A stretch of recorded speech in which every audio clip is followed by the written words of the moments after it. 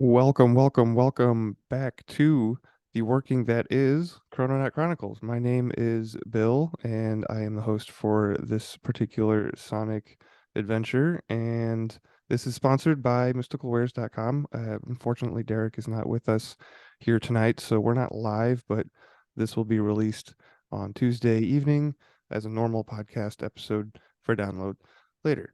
But nonetheless, I still have two of the other Chrononauts here with me. But before we hear from them, let's slow down a little bit and take a look at what the old Farmer's Almanac has in store for us this coming week. On Wednesday, Jupiter and the Moon are conjunct, and that is also Flag Day, by the way. Thursday has the Moon and Uranus conjunct. Friday is the Moon and Mercury conjunct. And Sunday is fun. Sunday's got a lot going on. There's a new moon. It is also Father's Day. And speaking of father, Saturn is stationary that day. So Father Time is standing still on Sunday, so to speak. I think that's pretty cool. And following that little short review of the energies ahead in the week, kind of something to look out for because these are our entities, energies that have an effect on us. So it's just good to be aware of them. And speaking of awareness, the next segment that we move into is the gratitude segment. This is kind of a holdover from the 13 Questions podcast, which Adam and I did for a number of years. But this is more of like an exercise, just a short exercise in getting the heart and the brain working together, getting that coherence built up, and then we will delve into new business. And then the third segment is meant to be a little bit more inspirational. So I will go first for this gratitude segment. I was thinking of family and specifically extended family. Like all family is good, right? But married into families. I went to a wedding recently. I think I mentioned that at the end of the last podcast, and I mean, it was a great time, perfect. Everything went according to plan. Well, the weather was great, and the little synchronicities popped up along the way, which was fun.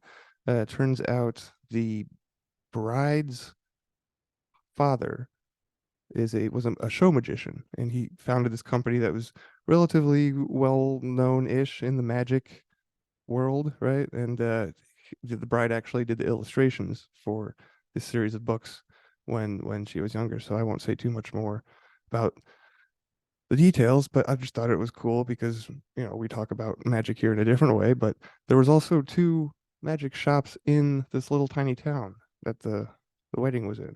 So besides that, That in itself is mhm. very odd. Yeah. Music stores are so far and few between that those that are really into it will like flock to them when visiting parts of the country. Like in my entire area, there's only one, and I live in the Palm Beaches. Wow. Yeah, just one. That's bigger, way bigger population than where we were at. It was just a little bit south of Indy, so I guess it Oh is yeah, kind of me and a urban Justin, city. when we were going out to an event in Washington, we made a detour of like an hour or so to go just to a magic shop store. Did you buy anything?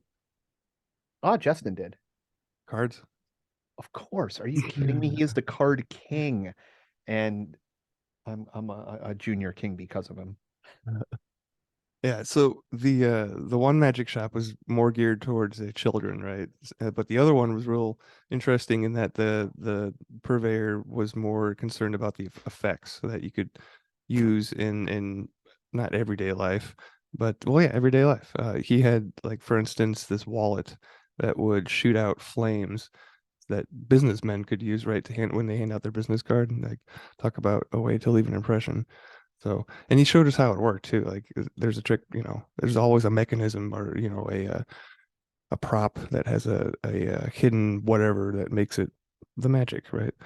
And but his other thing was tarot decks. See, he was a seller of tarot decks, but he didn't have any at the moment, which was interesting. But yeah, that's beside the point. The gratitude was just yeah, family, extended family in particular, marrying into a group of people that you never knew before, and everybody's getting along, and it's it was like a perfect, good wedding. So that's kind of what I've been thinking about since our last recording, because I think about things to talk about on the show, and that's been on my mind.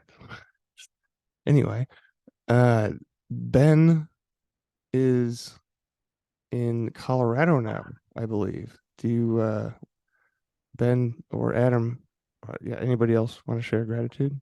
I was just going to give everybody an update on where you have transitioned to physically now that you are in a different time zone, but he's kind of like our correspondent, boots on the ground reporter at this point. Yeah, that's right. I did, and that ties into my gratitude. I drove, I don't know, 1,100 miles or so, and when you mount up on the big iron beast and drive across country through the mountains, it's always good to arrive safely and no mechanical issues. So super grateful for that, and yeah, it's good to be back in the mountains. Oh yeah, travel always gives you great perspective. And I guess that was like the other part of my gratitude that I was thinking of earlier, because we had to travel. It was a destination wedding, so to speak. And but we also traveled this past weekend, because it's been a few weekends since we recorded our last episode. But I traveled again for a birthday, and just the perspective it gives you of going places to be with people you haven't seen in a while, and then coming back to your old routine at home or whatever that may be, and it's just a switch. It makes you appreciate everything more, because it's you see the differences, and I think it's a good thing. But yeah, travel, like, that's something that if you can do it, you should take advantage of it for sure.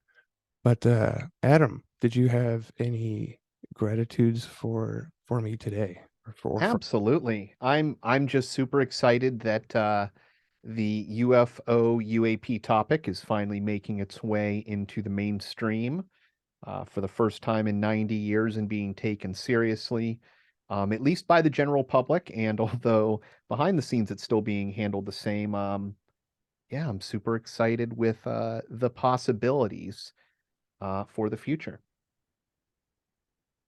So I'm glad that you mentioned this, because Ben recommended a podcast to me the other day, and I started listening to it. I didn't get through it all the way, Ben, but they were talking about the UAP thing, right? And they were complaining that they weren't using the term UFO. Like, the official narrative will say anything but UFO. Do you think that was done on purpose? Yes and no. However, I mean, if you go back to the very, very first reportings of UFOs that the government put into documentation, and I'm talking back in like the 40s, 30s, 40s, it's they originally called them UAP before the term UFO Really? was coined among the general public. So that is how it was originally identified. Then once they created the UAP task force, they did, it was what was it, unidentified aerial phenomenon, and then they rebranded it to unidentified anomalous phenomenon to include, different mediums like water, space, or interstellar space.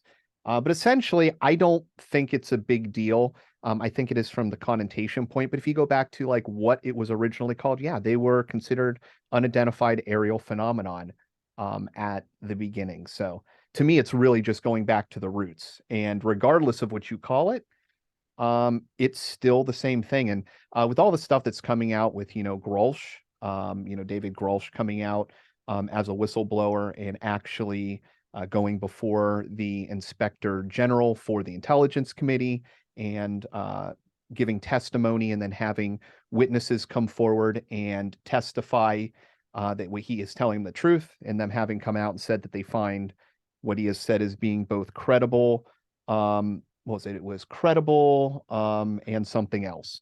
And urgent. So at very least, we have somebody who believes and is putting themselves in oath and coming out and saying things that, if they're not true, he is liable to go to prison. He could be brought up on charges. So under oath, he has said that there is a large-scale crash retrieval program that is being held from the American public with a giant psyop, that there have been murders that have taken place to keep it a secret. There's been suppression of the technology, and that we have tactics for taking down craft, that there are at least 12 that we have in our coffers that we have been able to swoop up. The first one being from Magenta, Italy in 1933, from Mussolini. After they were able to get a hold of it, the US went in and stole it several years later, I believe. But there's just a whole bunch of stuff that's coming forward that is pretty much just, it's the old stories. It's everything that everybody in the lore of UFOs is kind of believed. And so I'm of the camp that it's been the worst kept secret in history, and we're finally starting to see it come to the forefront. The Bob Lazars, the Ben Riches, the Gary McKennas, the David Grolsch. Finally, David Grolsch is the guy that gets the starts hitting the mainstream. So yeah, sorry to rant on that, but yeah, I'm super excited about all that. Yeah, it's been a core fascination, belief, and study of mine my entire life, and I've never understood why other people are incapable of taking it seriously. So yeah, it's just beautiful to see that kind of come into the surface, and hopefully, I don't know, people start accepting the reality that there's bigger fish to fry out there than what's on social media. Yeah, like that is super. I mean, rant away, right? Like this is it is really a once in a lifetime event to witness this kind of enter into more of the public space. But in a way, it is old news for the rest of us who've been in the quote unquote alien camp for a while. And Well, and it shouldn't even be about people being upset necessarily about aliens, just being upset about the fact that, look, yeah, just for sure. let's say you discover a piece of unknown technology and you realize they're using silicon in it. Okay, you don't need to understand what silicon is used for just to start doing research and quickly find out that, hey, this stuff can replace vacuum tubes and we can start going to transistors, and you've got a whole new technology that could come out of it. Now, if you've got some sort of advanced technology from somewhere else that is so far in advanced, we don't even understand how it is functioning. And you've got that in your coffers. How many technologies or things could you develop or come out of this that could possibly be impacting us? And then when you have the military holding it with nobody being allowed to see it, the general science not being allowed to see it, making advances in science, and then keeping private contractors, private corporations that then can take learned things and develop things, put them into the real world that can then get sold back to the government. And yeah, I think people should just be really pissed off about the fact that you've got a military industrial complex that is not focused on humanity or anything like that, or what could advance human beings. They're worried about keeping an asymmetric control. Um, and yeah, I don't know. No, I People should agree. be pissed off about it, Yeah. and people should be like, let's just get to the bottom of this.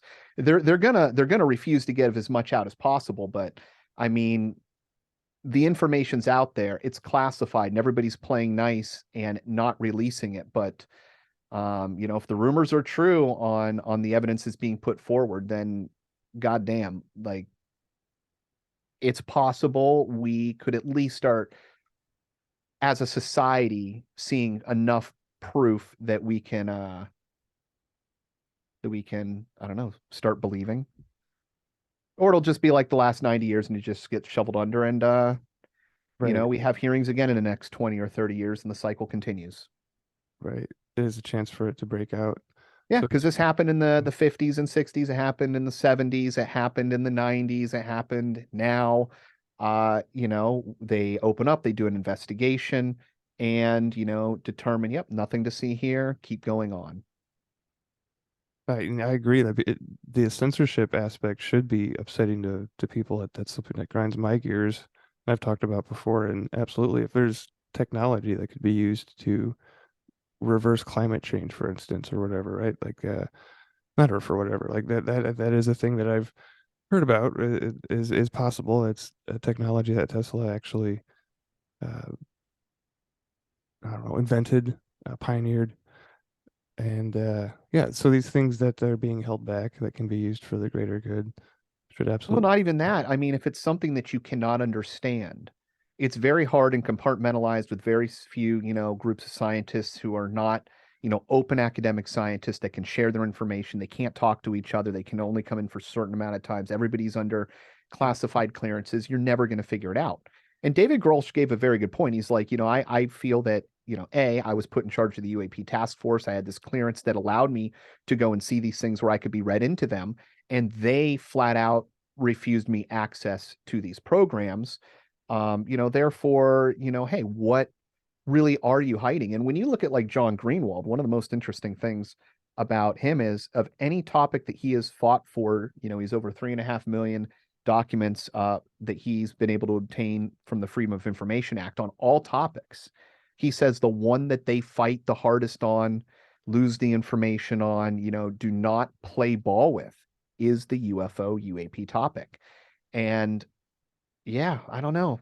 We've all known about it since, Independence Day came out. Yeah, So it's kind of the biggest open secret in the world. yeah, and these whistleblowers that are coming forward, it is game changing. And I mean, you're familiar with Stephen Greer and his undisclosed special access project documentary. Like he's got two films out. You've seen those, haven't you? Yeah, I'm not so hot on Stephen Greer myself, but that's just personally. I do think that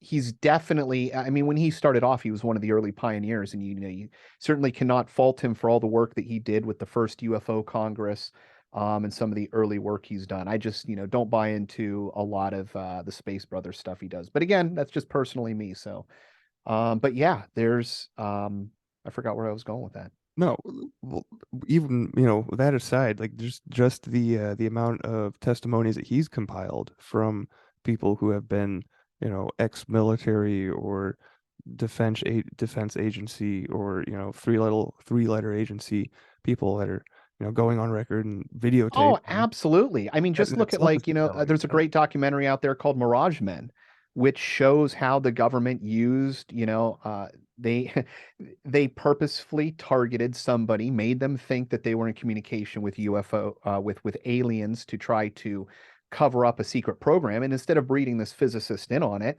they did this entire huge psyop on him, and he ended up killing himself. So there is documented evidence of, the U.S. government doing psychological campaigns, within the UFO field to people. So yeah, but again, there's such a stigma on it. Nobody wants to talk about it, up until very recently, and even still, I saw some news stories where before they play the story, they're playing the X-Files theme, the giggly, bringing the giggles, bringing the talk about little green men, instead of treating this as a serious subject that, hey, look at major religions, look at the Dogon, look at the Hopi Indians, look at all these people who talk about the Star Brothers, the people from the sky, the ancient religions, the texts, the constant reports that we've had through history, the representation in art and in paintings and in military. And like at some point, you have to realize that, yeah, there's the giggle factor has been used against us. The stigmatization has been done to such a great extent that people just haven't looked past the truth. And let me tell you, the world gets a lot more interesting to live in once you try to begin accounting for this more of a galactic Let me viewpoint, blow right? okay, let me the mind-blowing aspect, because I've been diving deep in this. I'm unemployed at the moment, so I have a free bit of time during some times of the day, and I've been going down the UFO rabbit hole, especially in David Grohl. Assuming, and this is the thing, you can, was he told the truth? Was he read into the truth? Is this just another psyop of some kind, right? So there's always two angles to it. But one of the things that he put in one of his letters that they got, which was him writing internal emails, was that there were agreements made that would be not in the benefit of humanity. And when he was pressed on it, like you're saying that there was agreements made with other entities or beings with the US government that may not be in the best interest of the people of Earth. And, you know, as soon as you start hearing stuff like that, like this is the ultimate, like, oh my gosh, it's every single thing that we've, you know, thought could be on the crazy train. But again, you know, the government spying on every single thing you do and sucking up everything into a giant facility in the middle of Nevada was a conspiracy theory until one day it wasn't. Would things really look any different if there wasn't an agreement like that in place? Like just statistically speaking, like But with who the amount knows? of What's the agreement? well, You just know, for the and then add in detriment. other levels here too that are really concerning. The fact that, you know, it's not just the United States. There's China, there's Russia, there's England, there's other countries. And, you know, with the amount of work that China has done on infiltrating us um, on a from like an espionage scale and the information that they've gotten out, like it would not be surprising to me at all if they had gained advances, stolen information from us on this. And in fact, I mean, if you want to go down the connecting the dots, Bob Lazar talked about how when he was there was a portion of time in which they were working with Russians, that there was like Russian personnel there. And at some point in time, that stopped. Well, we had an agreement put in place under Reagan in which it was a nuclear arms agreement with Russia. But one of the things that was also listed under there was that we would agree to identify each other if we had any unknown flying objects or unidentified objects. So we already have these things that could have been hints at cross working. And then if you start to think like, what are the capabilities of unlocking this technology? You know, if it's in the Bob Lazar's realm of saying like it can be an impenetrable force field, it can be the source of an unlimited source of energy or a source of energy that's just, you know, beyond our calculation. It can be used to take you uh, like distances to basically anywhere you want to go in the universe. It could possibly have time dilation effects. Like once you start going down these realms, you have infinite kinetic force, infinite travel, impenetrable force fields, energy weapons, possibly that are just unstoppable. So if you could take those out to the extremes, like, oh my God, like what are the advances? What kind of thing could happen if we're not advancing on this as a civilization? If all of a sudden China, Russia, an adversary of ours, private industry, all of a sudden makes a huge leap in understanding this technology, what does that mean? You know, what does it even mean to us that, you know, we're able to get this? Like, if we're acquiring these, we've got more than a dozen. Some of them, according to Grolsch, you know, at least one, we're talking football field lengths or football field size. He's talking about like, are we the aggressors? Like, what's going on? You know, could this, you know, could they We really be the Archons? And you know, we're just, you know, we're part of the you know, being contained. I don't we're not the aggressors. There's no way that we could be the aggressors. We're on the farm. Like we're unless you're privy to like Black World projects, Yeah, we're right. on But the farm. sometimes the horse, you know, kicks the rancher and breaks his back. We get the lowest form of technology that everybody else already has access to. Like there's no way that we could be the aggressors in this situation. I think the leaks like this or the releases or the Well, what I'm saying is, let's say we have a lot of these craft and they're from being shot out of the sky or captured. How are we capturing them? You know what I mean? Like, do we have techniques for getting these? Why do we have them? Like, is it possible that now that we've got some really cool toys, we're like, yep, we're going to go take that? You know, I mean, imagine if you're in like, just say like, you know, 1920s, 1930s, whenever like the Model T was made, right? That's your car. And then all of a sudden, you know, somehow you find a parking lot in, you know, 2033 and there's a Corvette sitting there. You going to go out and steal it? You know what I mean? Like, if you're the US government, hell yeah, you're going to.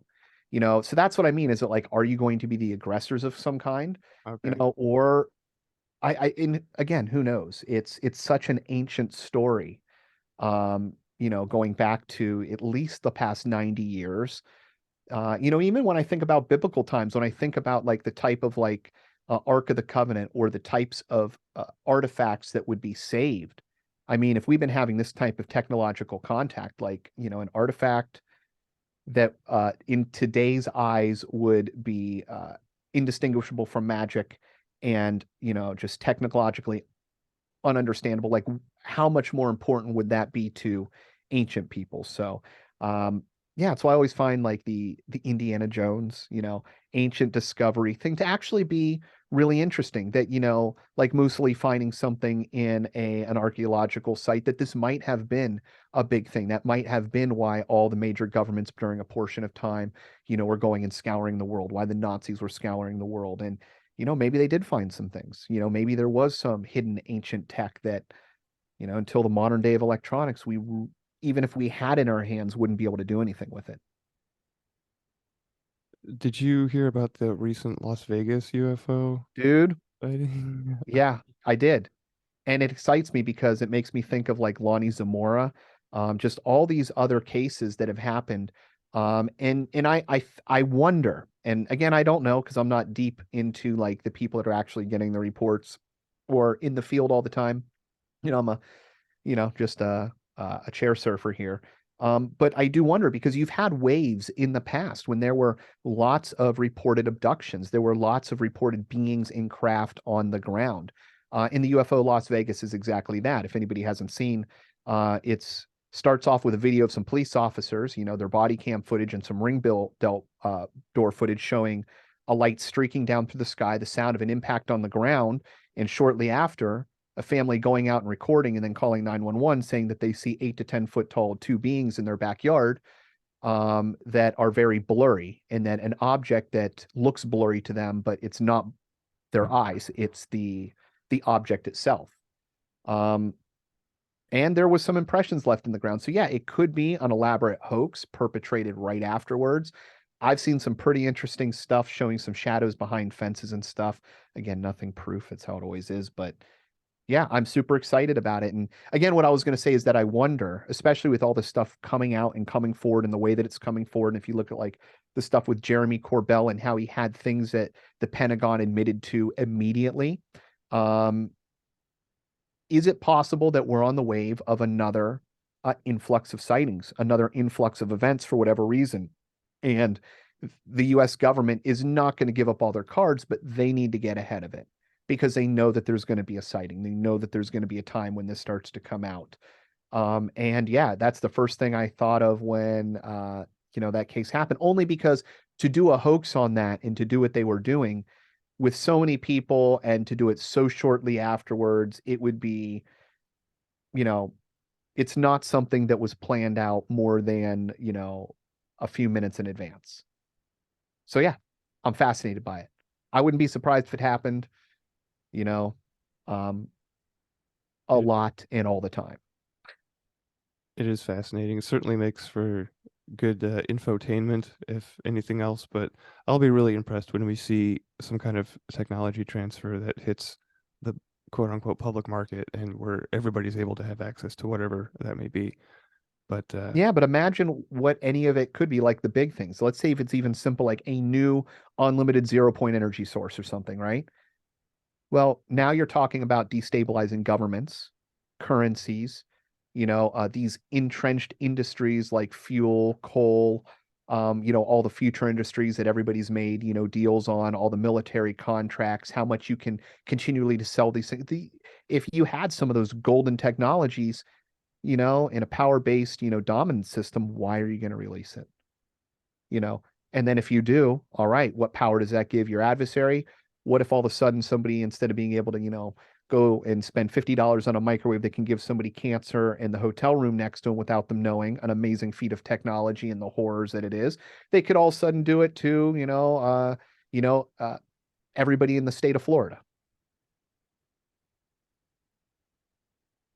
yeah, I mean, the imagination is endless. Like it could be any number of possibilities. Yeah, or it could be very as simple as these things are so advanced that they really haven't been able to crack the core things to be able to do what's been done, that it's scratching the surface. The example I gave before, obviously, I don't know if this is true, but it was a great thought experiment that I heard.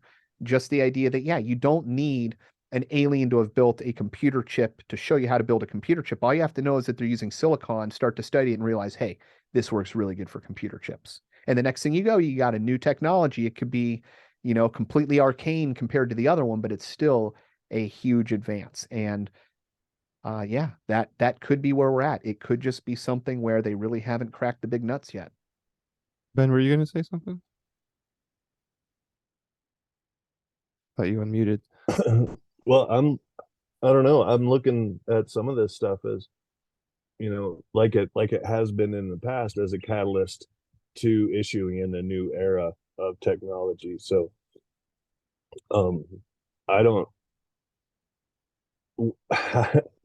how, um, I don't know. We obviously can't argue the existence of life and other entities, entering into our reality now. So looking at it through a lens of um progress still, moving forward with it. Uh I can see a lot of good coming from a lot of it too. Well, already just the mentality change in people is huge. It's striking to me the amount of people that are willing to not talk, think, or engage their mind in it when there is such a preponderance of evidence that has been obtained, over the centuries. But that is finally starting to wear away within the mainstream public. And once that's gone, that really is an opening up point. Even if it's going towards in the future, because all these programs and secrets are held and run by normal people that get into the programs. And as those minds change, and it's like anything else, government is filled with some corrupt individuals, but it's also filled with a lot of good people that want to do the right thing. So yeah, just that mentality and shift and change within the system, I think, is why we're getting whistleblowers and this information starting to come out that, there's people that realize it's kind of silly to keep this covered up. And this is actually something I was going to mention before. Dave Grohl gave this as a great example of like, hey, you can have classified technology and still share it with the scientific community. Meaning, we have nuclear missiles, and we don't give out the designs and the specs and how we build them, and how they function and work and fly. That's completely top secret information. But the information on how nuclear explosions and nuclear physics works isn't. That's completely open up to the science to study and to be aware of.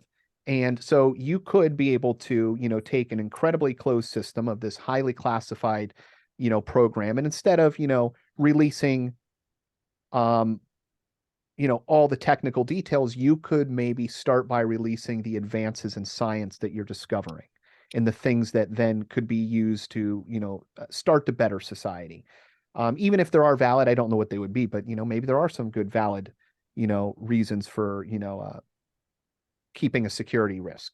Maybe there is some malevolence or something going on behind the scenes that would only make sense if we were aware. Well, and I think it's just part of the system, overall system that's breaking down at this point. And, it's just the cycle coming Yeah. back around. A lot of things have to fall down before you can build up new stuff. So, Yeah. And you to know, me, this would be the ultimate one.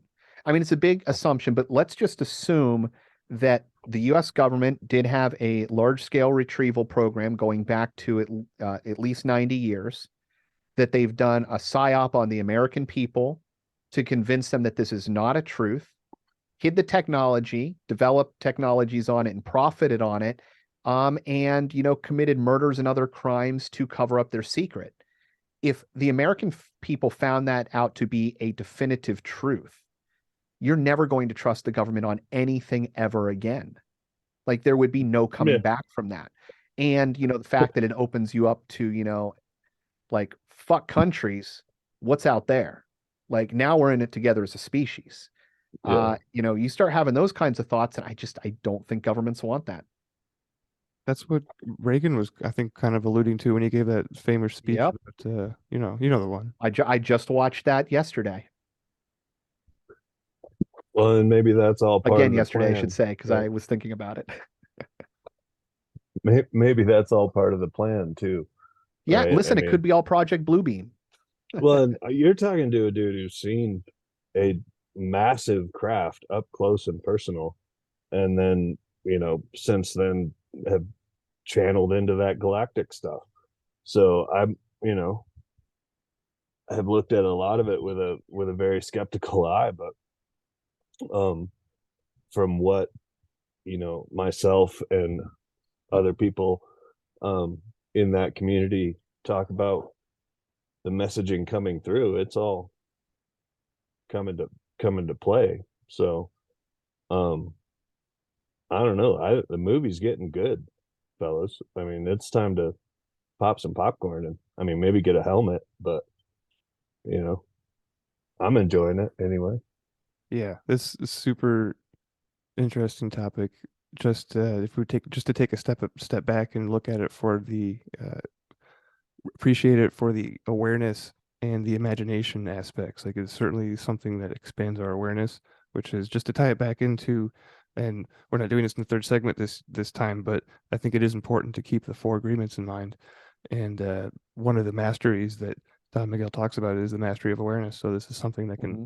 obviously expand your awareness and forces you to use your imagination, right? So Yeah, listen, we all know the placebo effect works. Random number generators work, so you can affect the world around you in weird ways through emotions. The belief in what is possible is why we have computers and technology. Somebody believed, imagined, and thought it up. So, yeah, there's those that are interested in the paranormal, seeing a lot of the trickster aspects. Even if you look at just like sightings in the past, like, ghost rockets and ghost ships and, UFOs and certain technologies showing up that are out of our reach. There could also be some aspect to this that is trying to pull us in, to trying to draw us forward into believing more things, to making, more things possible and pulling them into reality. So, yeah, it's just as exciting on the level of thinking that, yeah, people changing their thoughts and perceptions, may start to push reality in a new direction. and along the same lines as that Reagan speech, there is a quote from, I believe, an Argentinian military official after the Falkland Wars incident that is basically the same, not to the T what Reagan is saying, but it has the same message to it basically, which is like there is other things out there. And I will maybe research that and we can come back to that on the next episode because that is kind of a just an interesting tidbit of history, this war between the UK and Argentina about, over a group of islands. That's it's just kind of odd. There's been a lot of sightings over battlegrounds throughout history, you know. And I think there is an energetic draw and sort of um a need for interruption, so to speak. Hmm. Well, and there's so many things, going back to a few shows ago, when I asked, like Chat GPT, like, hey, would you go back into the future, the past and try to change it, as an AI type thing? And you start to think that, yeah, well, maybe historic events are important. Maybe it's going back and recording it. Maybe there is some, technological aspect where, you know, um, certain things and events are important. Um, yeah, it's endlessly fascinating to me about, well, gosh darn it. I mean, now that people are aware of it, we all can start paying attention. Maybe we'll get this thing figured out in somebody's lifetime. Yeah, it would be exciting to see in ours anyway. But yeah, that was a good first gratitude segment. We Oh got yeah, go there ahead. you go. And the show's over. Yeah, no, no, no, no, no. There's more. We have new business next, actually, and I thought to kind of rehash what the point behind this exercise is this segment is to keep from being a dull person, really, and because this is a spell working, I know that this works for this is kind of my thing because it's going to affect me first or the most, right? So I just try to learn something, can be anything new. Um, continuous education, we should never stop learning. It's a good thing to do, in my opinion. But so in addition to that, I also wanted to kind of incorporate some news stories in here, not political or sports or anything like that, but just I'm gonna hand curate these from in a channel that I follow on Telegram. Speaking of Telegram, we have a channel there now, but I will be um, putting that in the show notes later for everybody to link to if they want to follow. But yeah, so I'll be filtering stories into that channel from another Telegram channel or from the various Telegram channels, right? So the first one, well, not we're not going to do stories right now because I did learn something new I wanted to share with you guys. But so yeah, that's kind of the point behind this segment is to either learn something new or like if you like a new event happened, right? That's new, right? That counts. So if there's an interesting story you want to talk about, like here would be the point to address it. But to start out with, I wanted to talk about Listerine. Did you guys know that Listerine originally was marketed as a floor cleaner? I knew it was a disinfectant. I did not know specifically for floors. Yeah, so check this out. I will put the link in the Zoom chat and I'll put it in the show notes later. But this is from the Smithsonian. No, the American History. I think I don't know. The link's in the notes. But Listerine is now a product of Pfizer. Funny, uh, is a common household item known for its antiseptic properties. While used today primarily as a mouthwash, it has been sold as surgical disinfectant, a cure for dandruff, a floor cleaner, a hair tonic, a deodorant, and as a quote unquote beneficial remedy for diseases ranging from diphtheria and dysentery to smallpox and gonorrhea. Do any of you use Listerine by chance? I used to. It was a home remedy for getting rid of like nail fungus.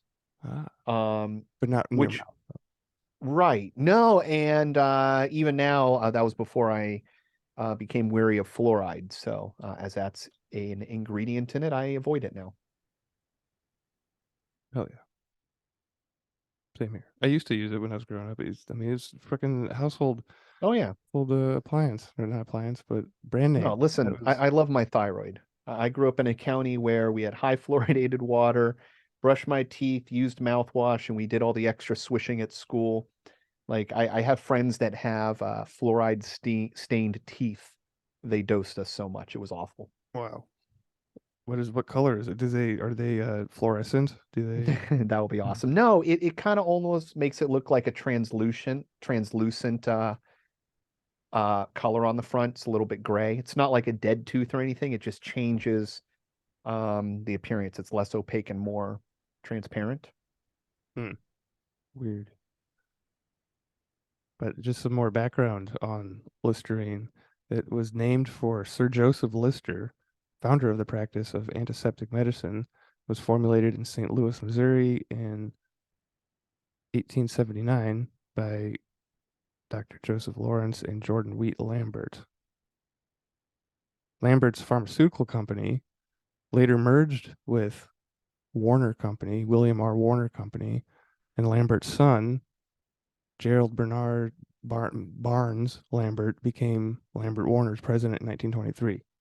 And so, in his 5 years as his head of the firm, Listerine's profits increased 60 times. The success was largely due to Lambert's memorable advertising campaigns, most notably the reinvention of bad breath as the medical condition halitosis and the resultant social fears it inspired. So, this completely manufactured, marketed uh, use for this product. Put it in your mouth. So, in the vein of conscious living, maybe something to look out for if you're using Listerine still. But yeah, Yeah, 60 look at times. all your products. If you see it's got sodium lauryl sulfate and you're like, I'm sticking that in my mouth, it's like, yep, that's soap. Yeah. So, but good on him for 60 times profit in 5 years. Like, talk about marketing, which is funny because my wife and I are watching the Mad Men. We're going through the Mad Men series. I think it was on AMC or TCM. Hmm. AMC. Yeah, it's all about marketing Madison Avenue. So that was my kind of new fun factoid to share. I do have some other news stories lined up, but before we get into that, do you guys have any new updates about anything that you learned or wanted to share? Or Ben, we already covered that you're boots on the ground reporting in a different location. I did. set and create. I don't know if this goes against the rules, but I don't think it matters. But I did set and create a sigil for Adam and his job hunt. Everybody is aware of that anyway, so I just wanted to update on that. And other than that, did you guys have anything else in mind?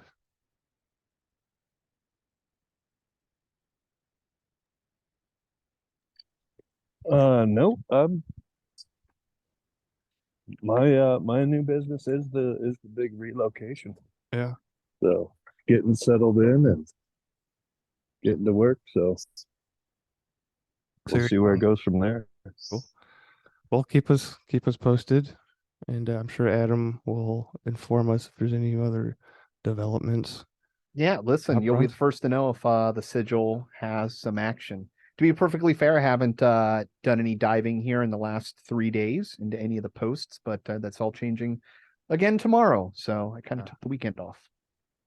Nothing wrong with that. But in other just kind of not bookkeeping, housekeeping news, we do have, like I mentioned before, the new Telegram channel for Chrononaut Chronicles. Telegram is a messaging app, and I don't know, it's just becoming more popular in the circles that I'm following. And so I've created one pretty much just to curate the news stories, but I think anybody can hop in there and interact with me. I think Bootsy uses Telegram too, but I'm not too sure. So I'll be there nonetheless. And we do have the YouTube video or YouTube channel up with the videos to date, minus one Spock hands. That episode got deleted from my PC. Don't know why I did that, but every episode but that one is available on YouTube as well. And of course, we have the Instagram page that all those profiles are linked on the website now as well. So super easy to find, and I'll put them in the show notes. And aside from those few things, there are some interesting stories that I thought I would share with you two and get your opinion on. The first one, I put it in the chat just now, has to do with Robert Kennedy Jr., who recently announced he's running for president. Says that he talks to dead people. And who is this? Senator Kennedy. Robert F. Yes. Yep. He said, I do meditations every day. Oh, where'd it go? I lost my notes. Hold on. Says, I do meditations every day, Kennedy said. That's kind of the nature of my meditations. I have a lot of conversations with dead people. So he made this quote, and the media fucking blew it all out of proportions. Oh, he talks to dead people, conversations with dead people. Holy shit. And then in a follow-up text, right, he had to clarify to the Free Press. He says that Kennedy clarified they are one-way prayers for strength and wisdom. I get no strategic advice from the dead. I thought that was kind of funny, just because I know that there are ways to communicate with, disincarnated entities, people. He wouldn't be the first spiritualist, running for office either. So that's interesting. But then I like how he described prayer as well too. Then, like it's one way, the one way conversation is what he called it. So interesting to think about for strength and wisdom. So praying, it's a good thing to do. I don't know if he should get in trouble for that, but he says he gets no strategic advice from the dead. I don't know that if I've ever gotten, I mean, strategic, practical. I've certainly just checked in on some people, right? Just out of curiosity and see if they're doing okay. But yeah, that was on the from the Guardian.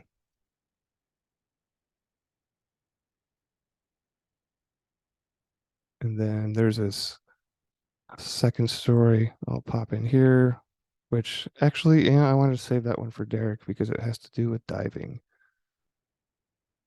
But I do have another one. just because we were talking about relics the other day, and how Catholics have this thing for dead body parts of saints, right? Well, there is a nun in Missouri that has been exhumed, and her remains were found to be intact. So she's been dead for since 2009. She was 95 years old, and they dug up her body, and she has not decomposed. So this is grounds for a miracle.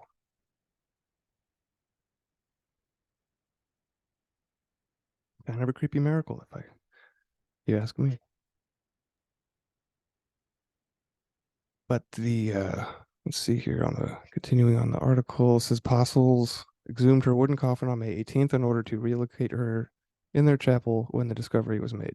Many Catholics believe that Lancaster could be a modern day saint due to the lack of decay, which they consider a miracle.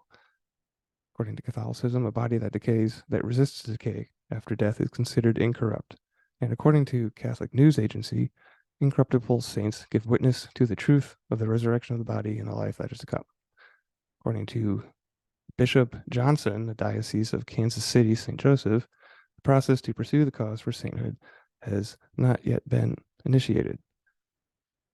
The process to investigate sainthood is only allowed to begin 5 years after a person's death. Therefore, Lancaster has not yet reached the required minimum number of years. So pretty technical specifications to get sainted by the Catholic Church. It can only happen to dead people. And only if you immaculately get preserved. Yes. Which, Or unless I'm sainthood, like I found possums in attics that have been completely preserved. I found snakes in yards completely preserved. And by I mean completely preserved, meaning they look alive, but they are rock hard and still in a living condition. But, they were able to dry out,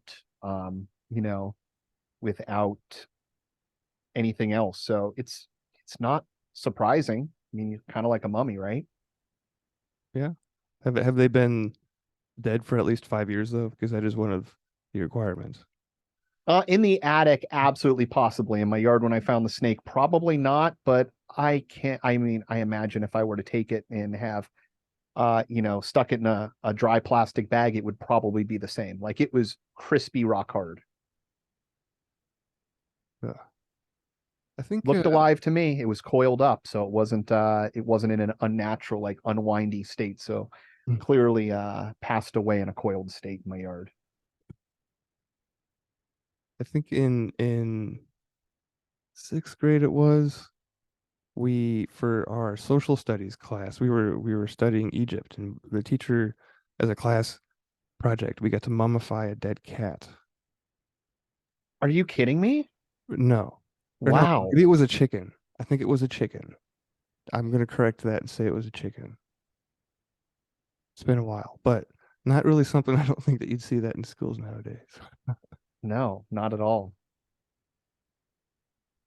So, not to pull in too many more news stories, but I'm just gonna take a quick look at the Telegram channel because I had copy and pasted a few and took out excerpts. But I found this story earlier this afternoon, and it's just a bunch of images, so there's really no way to share this. But it says it's from Next Shark, and there's this craze in Chinese go in China in China that is going around called white people food on social media. Have you guys heard of this? White people food?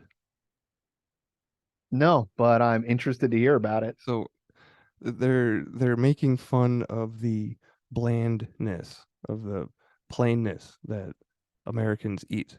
So they're taking pictures of meals that they're preparing, and they're calling it white people food.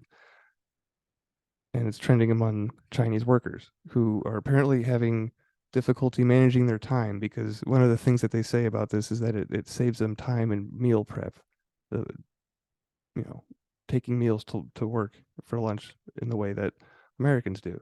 And so there's this picture here of container of a Tupperware, and it's got, bread with some kind of meat in the middle of it, but then also is just two whole tomatoes and then half a cucumber, a raw cucumber. So stuff that's kind of an example, but says that a white people food trend has been circulating on Chinese social media with countless netizens either praising or criticizing the purported lack of complex flavors in traditional Western lunches. The trend originated from Chinese international students who were surprised by their peers' lunches when which consisted of cold sandwiches, plain vegetables, crackers, and meat. The meal's simplicity caught the attention of young Chinese workers who are embracing an attitude of doing less due to China's hectic work culture. This attitude can be traced back to the country's laying flat movement, a deliberate rejection of the notorious rat race among jaded youth. Benefits of white people food. Several Chinese netizens have jumped on the trend to recreate Western meals. Some noticed the benefits of a minimalist approach to making lunches, noting that the food takes less time to prepare. Additionally, vegetable-heavy meals can help one stay awake during the day, as compared to Chinese food, which is traditionally packed with carbs. They have a point there. Like food comas are a thing. Yeah, is American food really any better? Like your simple to prepare foods are like peanut butter and jelly, macaroni and cheese. Well, if compared to fresh vegetables, I guess they think that we eat a lot of fresh vegetables for some reason. Yeah, I'd say at least most Chinese restaurants, serve more fresh vegetables than the average American eats in a meal. Well, that's an Americanized Chinese restaurant. That is what we're used to, right? But that shark goes on, says it's so confusing and outrageous to eat. It's so lawless and outrageous. One blogger wrote, adding that white people food is the lunch of suffering. That's right. That's You nice. want gout? Eat American. That's nice. Lunchables of suffering. However, many other netizens did not find the meals appetizing, noting that they lacked flavor and took away the joy of eating. The point of the white people's meal is to learn what it feels like to be dead. But I've taken 2 bites, and it was so bad it made me realize how alive I am, a Weibo user wrote. And then the last image is the sources from the websites by where they got the story from. So how does that make you feel, other fellow white people?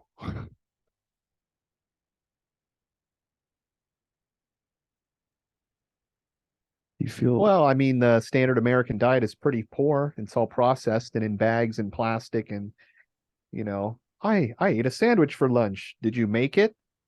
No. I bought it at the gas station. Did you make it? Yes. Is it natural? Well, it's naturally preserved with nitrates. So I don't know. I'm on board.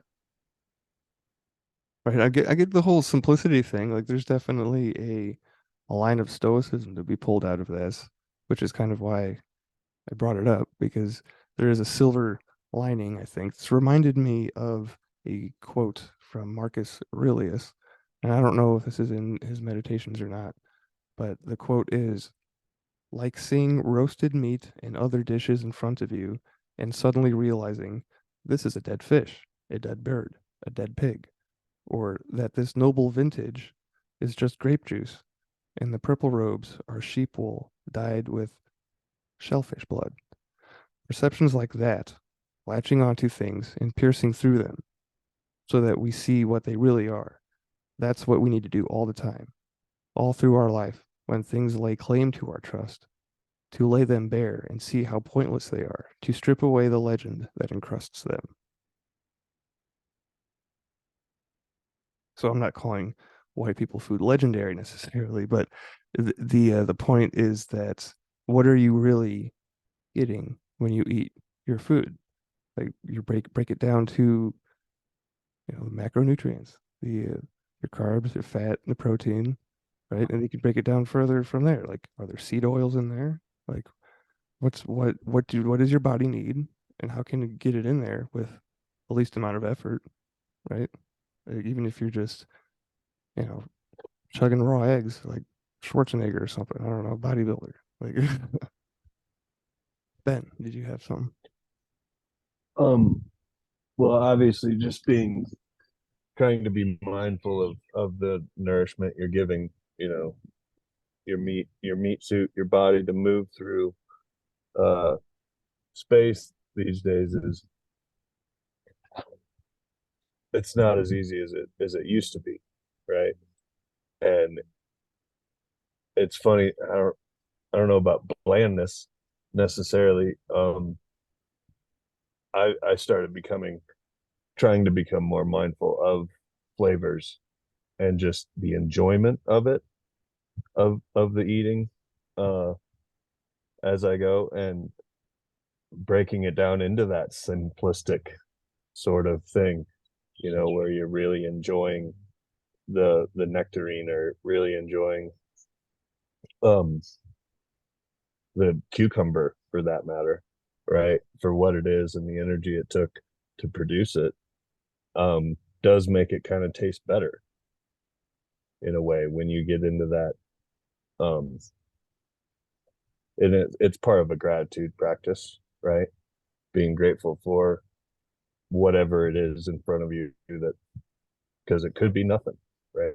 Right. So Yeah, definitely taking, if you're able to, take the time to slow down and just eat. Like, don't, like, I've been doing this personally, like trying not to look at your phone or watch whatever's on Amazon or whatever it may be, right? Like, just sit there with your food and notice how it tastes and concentrate on that.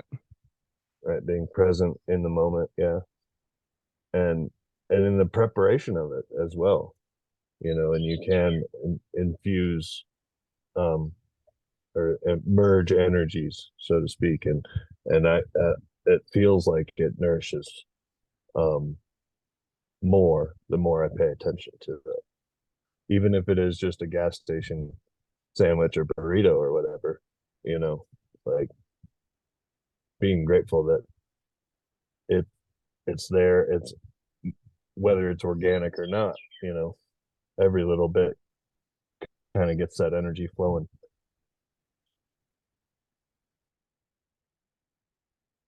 Yeah.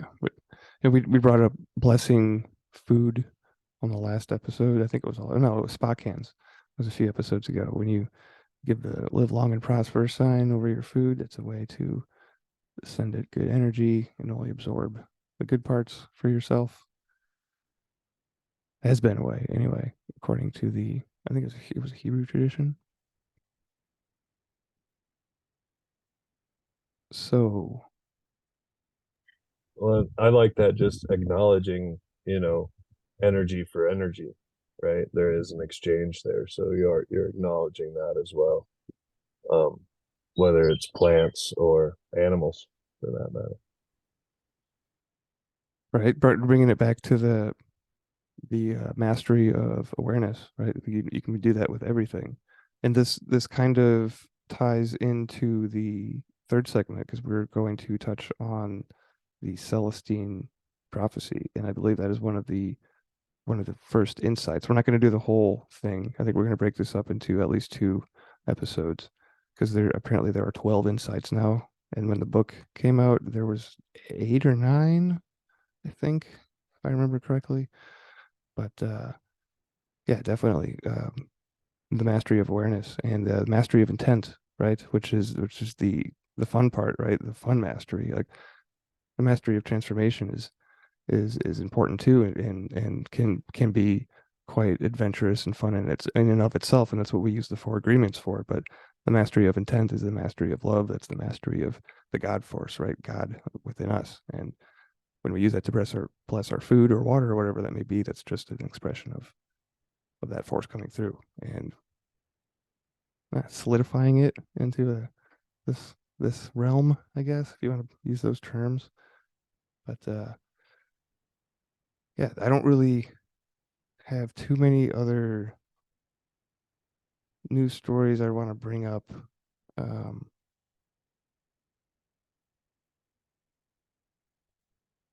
without Derek here, I was hoping. Oh, there was one, just kind of a cool thing we've been talking about.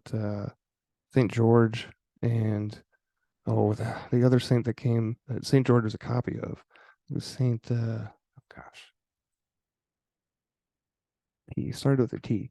Anyway, if you go into the Telegram channel, I got this from the Awakened Species channel, but there's a painting behind, hidden behind a 16th century painting known as The Life of San Servo in an Italian church. The workers found an even older painting of St. George killing the dragon, or maybe he's killing the reptile. It's up for you to decide. But yeah, this door or this painting, giant painting, swings back like a door. It's on hinges, and then behind it is this other painting of St. George killing the dragon. So just another little synchronistic thing that popped up. Oh, and then the other thing that I thought was interesting, speaking of technology, the Royal Navy says that quantum navigation test was a success. So they have this a new navigation system on one of their vessels, right? And it does not use GPS or satellites to triangulate its position. It's got obviously they're not going to give you details, right? But whatever test they did with this quantum system was a success. So speaking of technology transfers, Adam, I think there's one that we're just now getting our hands on. It's probably been around for a while.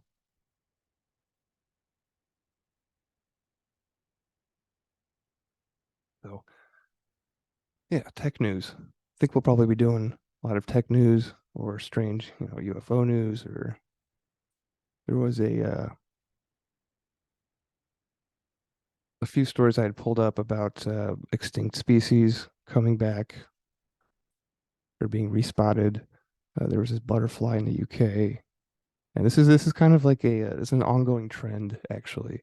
This is just a few examples of stories that I've noticed over the past, not I'll say year, of different species suddenly reappearing, right? So this is probably something we'll keep a tab on, in future episodes. But aside from that butterfly, there was an extinct animal spotted in California for the second time in a century, and it was a wolverine. It was spotted 3 times last month in eastern Sierra Nevada in California. It's a rare it is a rare occurrence for an animal that's only been seen one other time in the U.S. state over the last 100 years, state wildlife official said. So I think that these are, I don't know, time anomalies, really, maybe ripples in time somehow, or Yeah, maybe I see. the I see that as a timeline shift, or evidence of one. Um, I don't more like the frequency of the reality you're experiencing is heightened. So I guess another way to put a timeline shift, but because as the animals go extinct, right, those energies don't go away. They just like the death of anything, right? They're just the energies change and we can't perceive it as well. So having it come back, that's right. That seems like a good sign. yeah, like, and this, like I said before, this is something that is recurring at this time, at this point. So that is certainly one possibility, but I do think that uh, speaking of expanding, awareness and using our imagination, this could be uh, some kind of communication, like message, right? It could be comms of some sort for certain Well, people and those, in that an area, right? That area, who knows? yeah, and those eastern Sierras. I mean, those mountains are pretty deep. So I wouldn't be surprised if there's some energetic portals opening up in there as other energies shift into place. And then there's also like weird creatures being like discovered. I don't know if you want to call them new species or not, but there's this one MSN article about a fisherman finding a sea creature with the weirdest mouth ever in New York. And it says that the mouth looks like the Sarlacc pit from Star Wars. You guys familiar with that? The giant mouth in the desert, you know what I'm talking about, right? Not particularly. No, you don't remember when let's see, who was tied up and he was walking the plank. They were making them jump off into the big desert worm Oh when yeah, yeah, yeah, yeah, yeah, yeah, yeah. The Jabba the Hutt Sarlacc pit. through. Now I get it. Yeah, yeah. Mhm. Yeah, yeah. So there's some interesting pictures here of a weird animal. I'll drop that in the chat if you guys want to check that out. And let's see. Got the quantum navigation. Oh yeah, ancient Carthaginians really did sacrifice their children. Imagine that.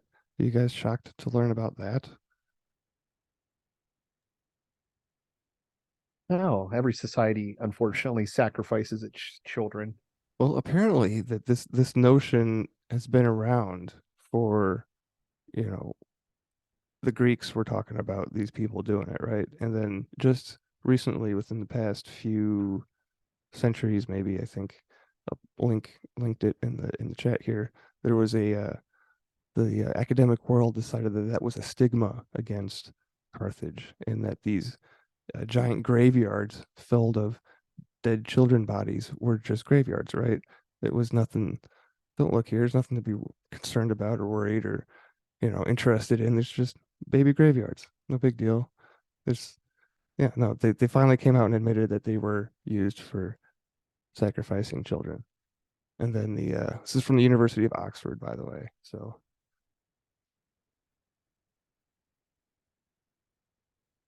I don't know. Just the more that we're aware of our history and Yeah, the rules of the why game things happened. in the past, right? Pretty strange. Yeah, yeah.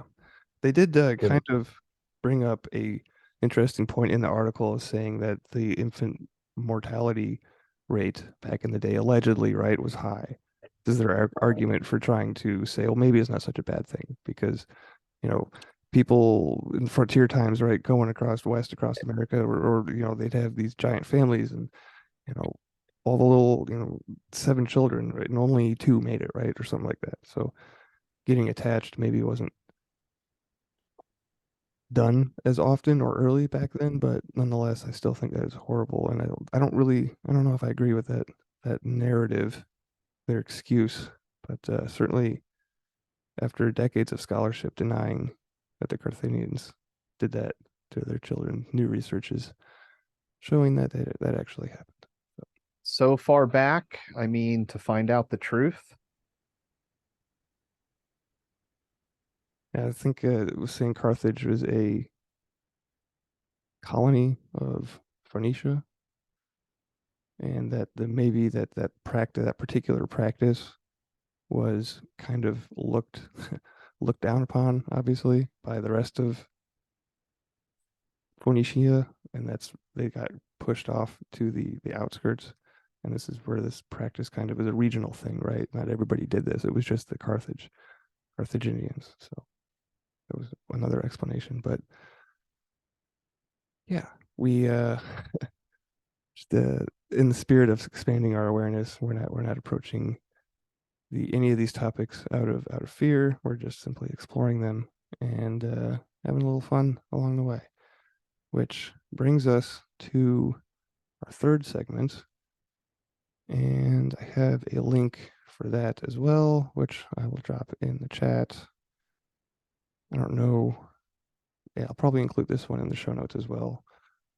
But it's just the link to the Celestine Insights. The author has this book has pretty much formed its own little community. It's kind of neat to see. So there's the website, and it lists the 12 Celestine Insights. And Celestine means heavenly. It's just derived from the sky, right? So we're talking about the heavens. So to break this up a little bit, I thought maybe we could just do like the first 3 today, and then we could end on that and let that percolate for until next time. Then we can talk about. Actually, we have a special guest for next week, and we'll be touching back on the 4 agreements again, to wrap that up, because there is, I believe I mentioned before, a fifth agreement, right? So we're going to bring in a guest and we're going to talk about that, and then we'll get back to the Celestine prophecy stuff. But to kick us off, let's go ahead and do the first three insights. And the first one is a critical mass. I'm just reading right off the website here. So it says that a new spiritual awakening is occurring in human culture, an awakening brought about by a critical mass of individuals who experience their lives as a spiritual unfolding, a journey in which we are led forward by mysterious coincidences. So we're talking about synchronicities, right? And noticing synchronicity. And synchronicity is the entry point, according to the website, the measure of whether we're connected spiritually. These quote unquote meaningful coincidences are tiny miracles steering us toward the good life. They are always seeking first to awaken us, and then to allow us to be guided by a spiritual connection to the unfolding of our intended destiny. Staying in a state of alert expectation concerning the major questions of our lives, or the help we need, increases the frequency of synchronistic answers. The secret is remembering, first thing in the morning, to watch for these magical synchronistic moments. So I just thought, as we went through these, if there's anything after I read each one, like if you guys wanted to add anything or just general thoughts about that particular insight. Ben, did you have something? Well, just that as you're reading that, it's 18 minutes past the 18th hour where I am right now. So that's, the repeating numbers are the easiest of the synchros for the universe to throw at you, right? It's a fun little wink. Right, it is 8:18 here. And yeah, the whole synchronicity thing has absolutely been a giant part of my life. If anybody's been following along over the years with 13 questions and me running into Adam and even talking to you, Ben, like we bumped into each other online, right? And yeah, it's just been one synchronistic journey. So, what do you think, Adam? Would you agree that there seems to be we're reaching a critical mass? Like we were just talking about this kind of with the UAP or UFO stuff, right? Yeah, I mean, I certainly like to think so. When it comes to synchronicities, I think yeah, when you follow them, your life gets interesting. So yeah, always consider them to be a roadmap.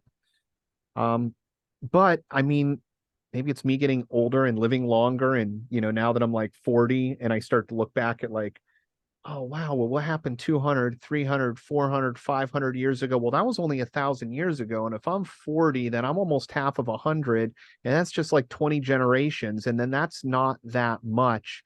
So yeah, I do wonder, how drastically different or not different, things are today. It's hard to tell. We don't have the ability to be back in one of those other times. So I certainly think it's possible, but maybe history just always repeats itself and it's the same damn story forever. It's gonna be the hero's story, right? Hero's journey. Oh yeah. Well, wouldn't that be great? That was just what is what is the meaning of life? The hero's journey. Yeah, it is. I mean, it's what we're putting out with this intention right here is working anyway.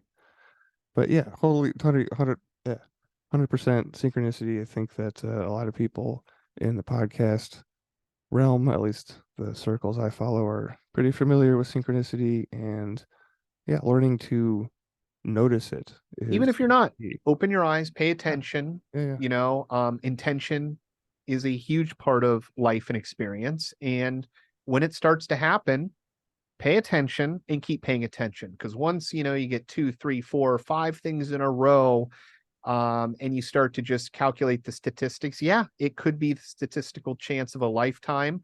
And then when that happens to you a month later, 6 months later, a year later, start to realize that, yeah, maybe reality is trying to just show you that there's way more than you really think there is. Absolutely. And I like that the website mentions doing it first thing in the morning to remember. Like the secret is to remember that these are, it's a thing and to look out for it, right?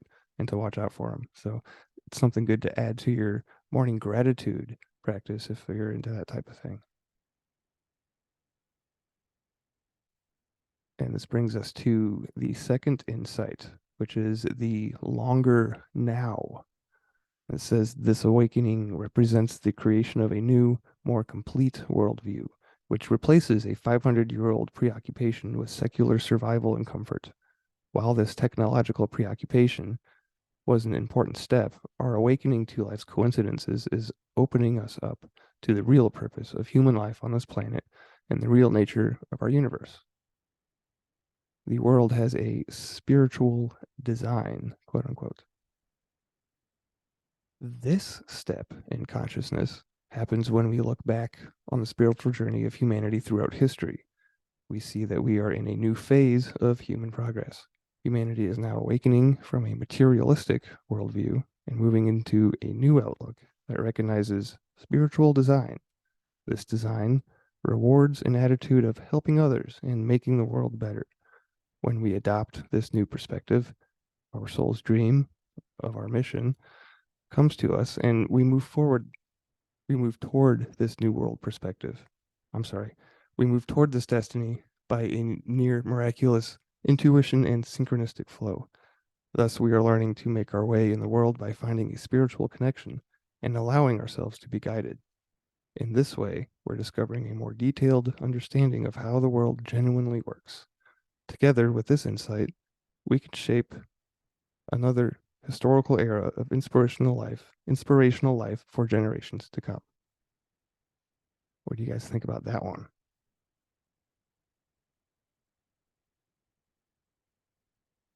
So I think that this is talking about we're moving away from like an internet of things, right? We can talk about it in that framework because we're talking about materialism. And I think that the scientific community in general has pushed us just as far as we can get with trying to make us separate from our surroundings instead of being more active and participating in creating our reality, right? So I would completely agree 100% with this sentiment of the second insight that the world has a spiritual design, and that we're making this transition between you know moving away from materialism, and we can see this, like I said before, because the Internet of Things, like everything literally is connected to the internet. We have a smart refrigerator now, right, or whatever. I've seen advertisements for a smart device you put on your sprinkler, and it attaches to there's an app for it on your phone, and then you can have smart sprinkler system on your phone now. So yeah, so we're kind of coming to a head of the time of when things are being put on the Weather control from the palm of your hand. yeah, yeah, the magic box. So when when things like this come to a head, it tends to get more and more opulent. Like I use trains as an example. Like at the end of the transportation period where trains were a big thing, right? People used to get all excited to get on a train. We had these luxurious train cars and flying. Same example there. Like it's just been these things get more opulent before they become taken for granted, right? And the next thing is introduced. And I think that this next thing is absolutely spiritual in nature because moving away from the Internet of Things, we have the Internet of People now. Like I think Tesla, I think Elon Musk started his human trials for Neuralink. So we're sticking computer chips in people's heads now. So we're absolutely moving towards, you know, the more spiritual side of connectivity. And it's evolving. It's fun. I wouldn't put a computer chip in my head because I don't want to be a Borg, but apparently there are good. Well, Go ahead. that's where it's interesting, right? Because telepathy is real, and there are scientific studies to back that up. So is the chip necessary? That's a question I would ask. I think all technology replaces what can be done naturally. My favorite example is like the self-driving car. As flawed as they are today, put yourself on a horse that knows where its home is at, get drunk, fall asleep on it, and the horse is going to guide itself back home. Like that old technology still works. It's an all-terrain vehicle that runs completely off of nature. Don't need to put gas in it. Just find some plants around, pour some biological material in it, get some water, and that thing is good to go. If it hurts itself, it's self-repairing. Same thing with telepathy. Yeah, the communication that we use with cell phones, now that we've got it, you used to remember a phone number, you used to remember directions. You don't remember because you don't have to. So, yeah, why do you need psychic ability if I can just contact you anywhere? Meanwhile, if I'm an Aborigine person in the middle of, nowhere and I need to contact my tribe and there is no such thing as a phone and I'm alone in nature. Yeah, I think telepathy becomes a very accessible tool. If your pineal gland isn't all mucked up from fluoride, right? That's right. Yeah, keep your thyroid clean, people. Iodine is good for you. Fluoride, Yeah. it's industrial waste. Do with it as you want. Iodine and magnesium. Most people are probably deficient in those two things. So if you're not exploring a supplement to help with that, Absolutely. Magnesium is the highly- easiest. yeah. According to the neurologist that he used to have, who was incredibly top notch. He basically said the first thing he recommends any patient of his do is take magnesium, chelated magnesium, or like the easiest is just take a Epsom salt bath. The worst that's going to happen is you get too much in you and it gives you the runs.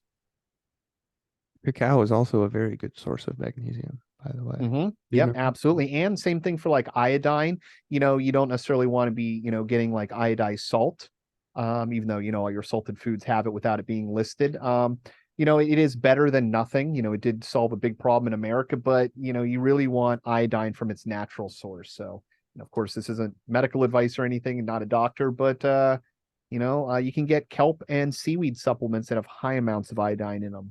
So, yeah, huge fan of the iodine. I should get some. I haven't had some in a few years. they use a nascent iodine through Nascent or Idaho. niacin? Nascent. It's a manufactured in a certain way. I'll send you a link. Sweet. But with back on to the third insight, sidetrack, magnesium and iodine. But third insight, and then we'll wrap up after this. The third insight is a matter of energy. Says we now experience that we live not in a material universe, but in a universe of dynamic energy. Everything extant is a field of sacred energy that we can sense and intuit. Moreover, we humans can project our energy by focusing our attention in a desired direction. Where attention goes, energy flows, influencing other energy systems and increasing the pace of coincidences in our lives. So I like this one, and I'm super excited to talk about this because I wanted to ask Ben or Adam, like if you guys have any um, examples of you experiencing a focused energy or focusing your energy or attention in a desired direction and getting like, can you perceive where the energy flows? Like, how does that feel to you guys? Because I know Well, Ben. I'm a firm believer in where you place your energy and focus it, that in that idea of attention is what will be showing up for you, um as you progress through time and space. So I don't, a specific example I'd have to think about. Well, But the thing that this made me think of is Reiki, like what a lot of people call Reiki, right? Moving energy with your hands. Like, I don't know, yeah, you've got experience doing that type of work. So I do. I Yeah. guess would this be an accurate description of that type of practice then? Yeah, and I think there's even bigger examples of physical healing, and like tumor shrinking and things like that that you can look at with that, along that same line. Oh yeah, absolutely. I mean, Derek's got this story that he shared on the story show before about him. I think he broke his ankle or knee. I think it was his knee when he was out hiking, and he was able just to fix it and get up and go. Like so, definitely like focused intention, Hmm. and not to say not. I mean, not to bring up even the manifesting aspect of trying to bring something into this world. Like you need focus. Like a sigil is a great tool to focus your attention and bring about, something that you're trying to manifest. So I think that this insight is just interesting because it talks about energy and it's not done yet. So, but did you have another? Well, and it kind of ties in with synchronicity too, right? And being able to notice and observe um those those movements in the energy field, right? Whether you're, you know, dealing with interacting with nature, or even on the tech and digital side, you know, seeing a repeating pattern um in there and following that to either your goal or its source, right? Whichever way you're going on the flow. So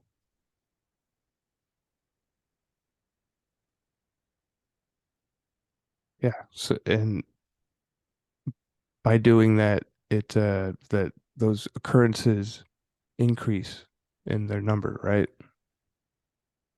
yeah, I mean, the more you're aware of it, the more you can observe it, I think. So it's back to that, you know, non-local reality. The more you observe, the more you affect it.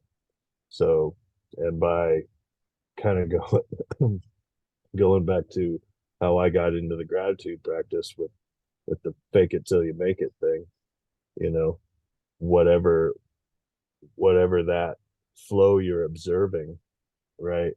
And the more you interact with it, the more it plays along and plays goes along with you and your energetic field.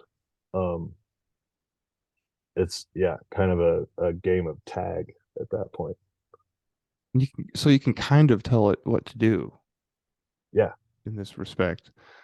So this also makes me think of remote viewing as well. Adam is our resident expert in remote viewing because he's got a podcast about remote viewing. If you didn't know that, listener, check out Cat in the Box. Plug for Adam. But doesn't it kind of remind you of that? Just the whole focusing our attention in a desired direction and gleaning information like that's remote viewing, right, Adam?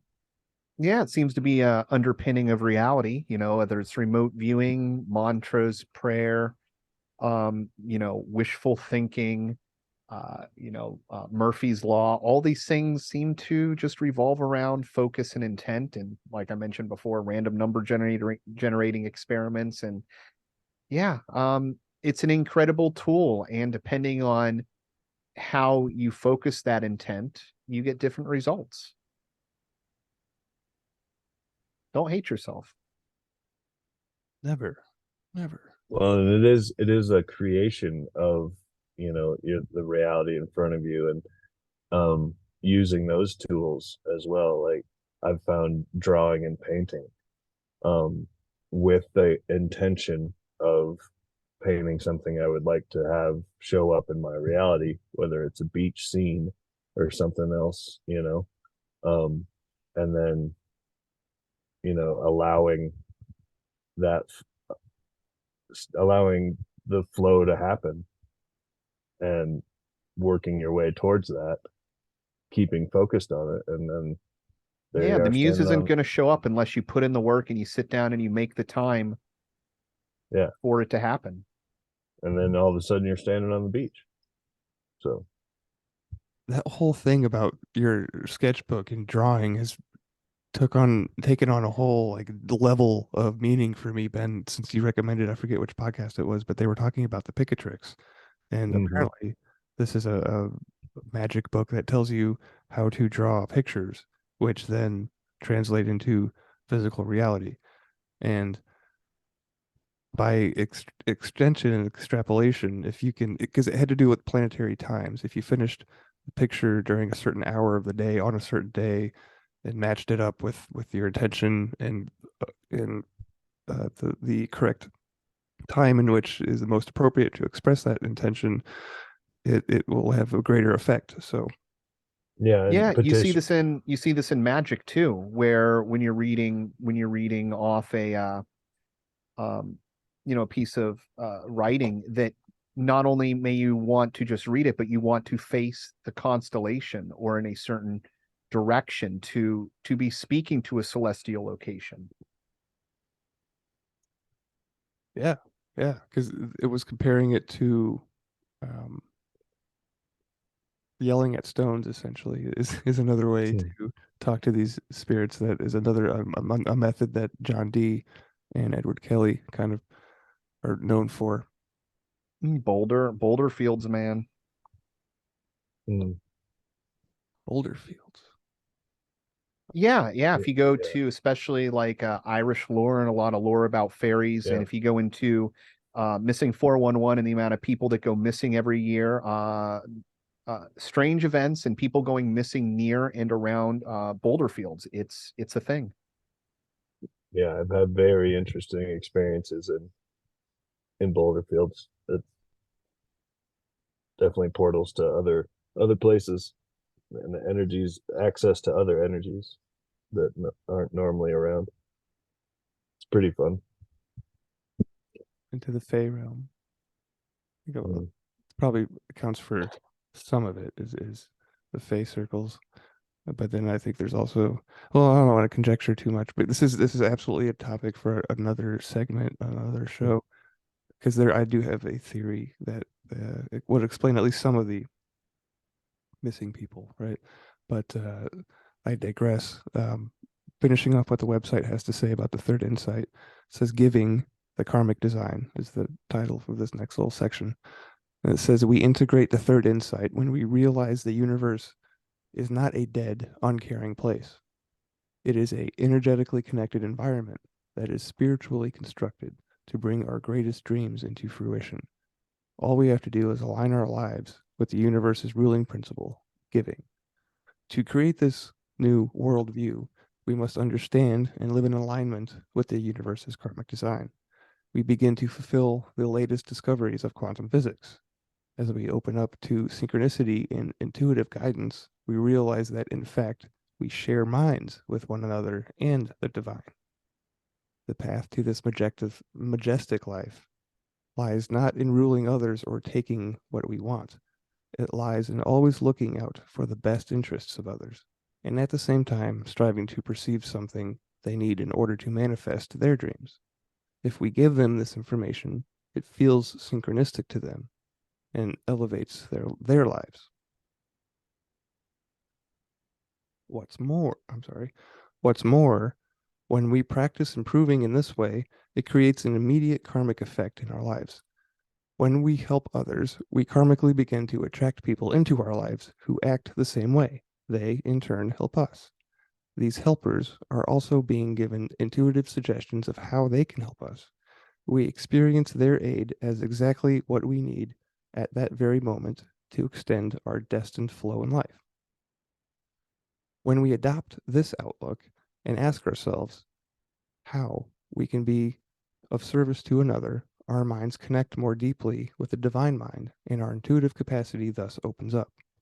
As this happens, we receive an intuition suggesting a specific way this person needs information or direct aid.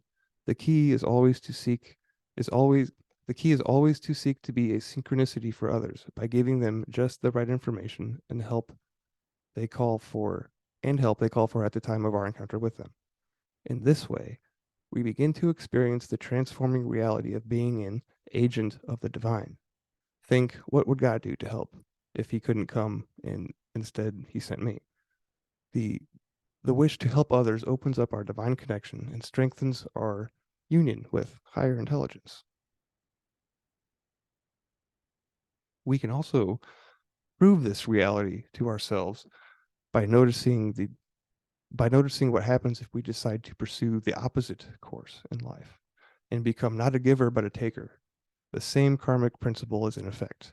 If you take, you'll draw people who take from you. If we manipulate others or steal energy for our personal gain, we find that we are being treated the same way ourselves. This is not for punishment. It is to allow us to feel what we are doing to others and come back into alignment with the way the world is designed to work. By getting into alignment with karmic design and helping, we attract more desirable, life enhancing connections with others, thereby injecting synchronicity into our lives. Thus, giving to others brings forth the exact divine coincidences needed for our dreams to come true. All we have to do is participate. What do you guys think about that? I'm all in. Yeah, I can't see anything wrong with it. It's well stated, right? Yeah. And yeah, as long as you can notice it and take a step towards it. Yeah, and I like how in the example he gave, it talks about the opposite way, right? We're attracting help and then we're taking. So the giving and the taking, we can either be givers and takers. So it's in an example and an illustration of how this law works, right? It's not, it's very impersonal. Like it doesn't care what you put out. It all starts with you. You're going to get back what you put out. So if you're putting out good stuff, you're going to get good stuff back. If you're putting out bad stuff, you get bad stuff back. That's, it works both ways. So I appreciate this insight because it's a good illustration of the impersonal nature of the universe. So because it's a good reminder of it not being all sunshine and rainbows all the time. Like it is what you make it. So it's kind of empowering. At least that's what I get out of it anyhow. Puts the ball back in your court, so to speak. So that is the third insight. And like I said before, we are going to do a quick rehash of the 4 agreements from Don Miguel Ruiz on our next episode. And we'll also be talking about the 5th agreement, I believe. But I did also want to, so then we'll get back to the Celestine prophecy stuff afterwards. And I'm doing this on purpose because I have a paint, not a painting, it's a print that I found off of Etsy, and it's of the 4 agreements, and I'm coloring it. I'm in the act of coloring it. So I'm going to finish doing that on a day next week after we talk to our special guest and have this episode in an hour that is appropriate, right? And it's going to be hanging over my computer. So I'm making this into kind of a working. And next week is perfect for doing that type Very cool. because it's the solstice, right? So a lot of energy to be taken advantage of. Speaking of energy and taking advantage of things, a free session of scalar energy is available for anybody that wants to sign up on mysticalwares.com. It's a weekly service. It's a group service that Derek offers for free, and the frequency is chosen by the group. So give your feedback after signing up for one of these and experiencing it.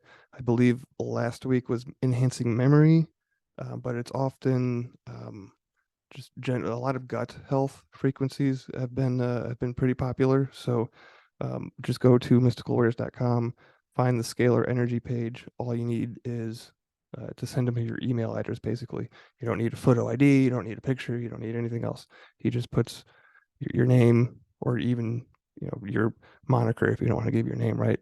Just something to connect you to his the Rife frequency machine that he uses. But that is something I don't believe I've been mentioning on the other episodes. So I wanted to make sure to give that a plug here, because not only is the show sponsored by Mystical Wares, but it is it's a free service. Like, why wouldn't you want to do that? So go check that out. There is tons more information on scalar energy and exactly what that is on Derek's website as well. So yeah, it's free. Go do it. I do it. You should do it. No, don't do what I do.